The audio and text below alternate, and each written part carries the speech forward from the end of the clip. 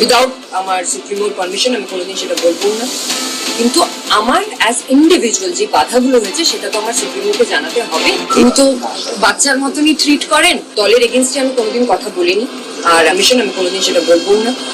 ছি ছি অভিষেক, তুমি মিমি চক্রবর্তীকেও ছাড়লে না? এমনই মন্তব্য চলছে এখন রাজ্য জুড়ে। কিছুদিন আগে অভিষেক উদ্দেশ্যে ডিম নিক্ষেপ করা হলো, এরই মধ্যে মিমি চক্রবর্তীর এমন স্বীকারোক্তি রাজ্য রাজনীতিতে আচমকা ঝড় তুলল। আর এই খবরটি সোশ্যাল মিডিয়াতে দাবালনের মতো ছড়িয়ে পড়ল এক চাঞ্চল্যকর দাবি।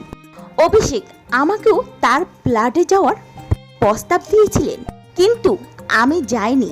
বিভিন্ন পোস্টে এমনই খবর। জনপ্রিয় অভিনেত্রী ও প্রাক্তন সাংসদ মিমি চক্রবর্তী নাকি এমনই এক বিস্ফোরক মন্তব্য করেছেন।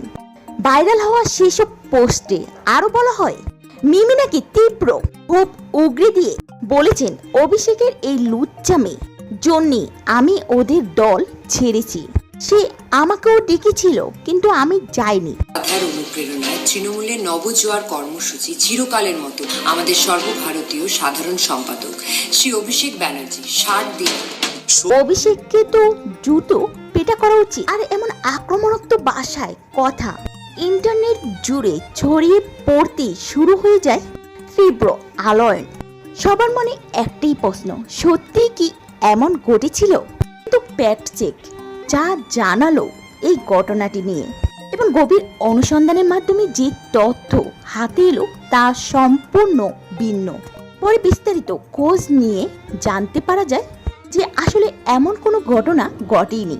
মিমি চক্রবর্তী ও অভিষেককে নিয়ে জড়ানো এই গোটা বিষয়টি সম্পূর্ণ ভিত্তিহীন এবং গুজব।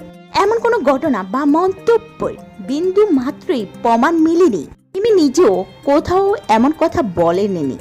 পুরোটা ছিল ভিউ ব্যবসার একটি মাধ্যম। এআই দিয়ে সম্পূর্ণ ঘটনাকে সাজানো হয়েছে। তো ভিউয়ার্স, ইন্টারনেট দেখে সব খবর বিশ্বাস করার আগে সত্যতা যাচাই করা কতটা জরুরি তা আবারও প্রমাণ করে দিল এই ঘটনাটি।